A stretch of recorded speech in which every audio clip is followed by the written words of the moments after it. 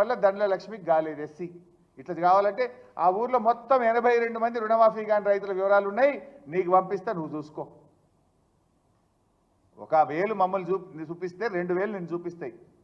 మాట్లాడేటప్పుడు ముఖ్యమంత్రి పదవిలో ఉన్నప్పుడు చాలా జాగ్రత్తగా మాట్లాడాలి. రైతుల కళ్ళల్లో ఈయన ఆనందం చూసిందట, రైతుల కళ్ళల్లో కన్నీళ్లు పెట్టించినావు. రైతులు ఒకవైపు ఆత్మహత్యలు చేసుకుంటున్నారు. సురేందర్ రెడ్డి అనే రైతు ఇవాళ దుబ్బాక మండలానికి సంబంధించిన రైతు ఆత్మహత్య చేసుకున్నాడు. రైతు భరోసా ఈ రోజుకి ఇయ్యలేను, ఎగ్గొట్టినావు. ఇంకెప్పుడు ఇస్తావు? వానకాలం అయిపోయింది. 7500 రూపాయల రైతు భరోసా ఇవ్వకుండా రైతులు ఉసురు పోసుకుంటున్నావు. వడ్లకు బోనస్ అన్నావు. నీ యొక్క ఎలక్షన్ మేనిఫెస్టోలో దొడ్డు వడ్లకు బోనస్ అని చెప్పి ఇవాళ సన్నాలకు మాత్రమే బోనస్ అని సన్నాయి నొక్కులు నొక్కలేవా? నీ మేనిఫెస్టోలో అన్ని పంటలకు బోనస్ అన్నావు, మక్కలకన్నావు, కందులకన్నావు, శనగలకన్నావు, పెసర్లకన్నావు. ఏమైంది బోనస్? అన్ని పంటలకు బోనస్ ఇవ్వకుండా బోనస్ను బోగస్ చేసి రైతులను మోసం చేసిన సన్నాసి ఎవడు అని నేను అడుగుతా ఉన్నా. చెప్పు. ఇలా రైతులను ఎక్కడ ఆనందం ఉంచినావు? రుణమాఫీ సగం కాకపాయే, రైతు భరోసా ఇవాళకి వానకాలంకి అందకపాయే, పంటలకు బోనస్ బోగస్ అయిపాయే. అన్నీ ఉత్తమాటలేని. ఇవాళ రుణమాఫీ మొన్న మీరు చూశారు, ఇప్పుడు నేను వీడియో కూడా చూపిస్తా. ముఖ్యమంత్రి ఇవాళ మాట్లాడుతూ అంటాడు, 2 లక్షల రుణమాఫీ తీసుకున్న వాళ్ళు, 2 లక్షల రుణం పైన ఉన్నటువంటి వాళ్ళు మీరు పైన ఉన్న డబ్బు కట్టండి, మరుక్షణం మీకు రుణమాఫీ చేస్తా అని ముఖ్యమంత్రి అంటున్నాడు. తుమ్మల నాగేశ్వరరావు గారు ఏమన్నారో ఒక్కసారి చూద్దాం.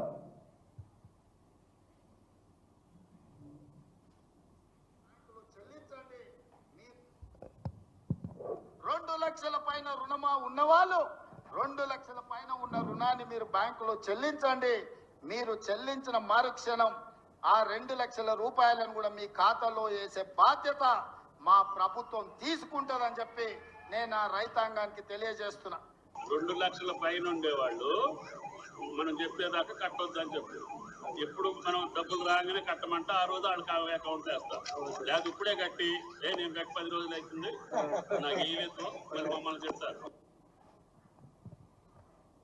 ముఖ్యమంత్రి ఏమో 2 లక్షల పైన రుణం ఉన్నోళ్ళు వెంటనే కట్టండి, మీరు కట్టిన మరుక్షణమే మాఫీ చేస్తా అని ముఖ్యమంత్రి చెప్తాడు.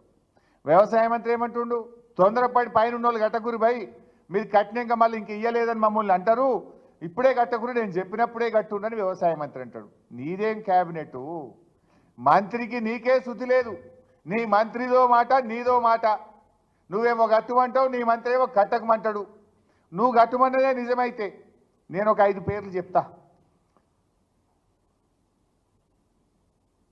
బొమ్మగారి రజిత, గ్రామం తడకమల్ల, 3,16,000 అప్పుంటే 1,16,000 రూపాయలు కట్టేసింది, నల్గొండ జిల్లా. మరి ఎప్పుడు ఇస్తావో చెప్పు. మరుక్షణం అన్నావు కదా రేవంత్ రెడ్డి, కట్టి 15 రోజులే.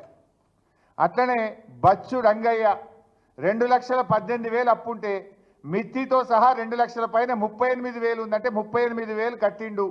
ఎస్బీఐ ఏడీబీ నల్లగొండ మిర్యాలగూడ మండలం. ఈయనకి ఎప్పుడు చేస్తావో చెప్పు.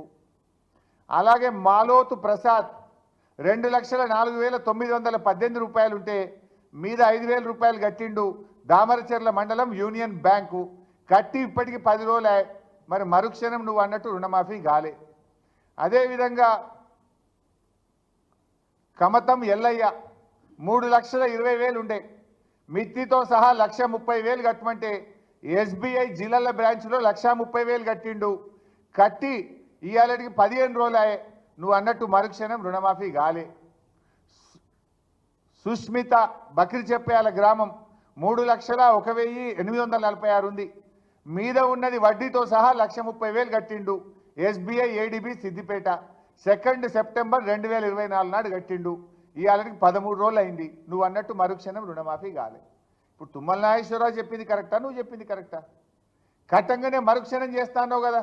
నేను ఉదాహరణకు ఒక 5 పేర్లు చెప్పిన, నల్గొండ 3, మా సిద్దిపేట 3 చెప్పిన. ఇంకా పంపమంటే మొత్తం పంపుతా. మరి చెయ్యి, మరుక్షణమే రుణమాఫీ చేస్తాన్నావు కదా, చెయ్యి. మాట మీద ఉండే మనిషివా లేకపోతే సన్నాసివా చెప్పు. ఇప్పుడు నువ్వు ఇప్పుడు చెప్పు, ఎవరు సన్నాసో ఎవరు రాజీనామా చేయాలనో నేను అడుగుతా ఉన్నా. ఏమంటాడు ఈ సన్నాసి? ఏడ దాక్కున్నాడు అంటుండు. నేనట ఏడ దాక్కున్నానట.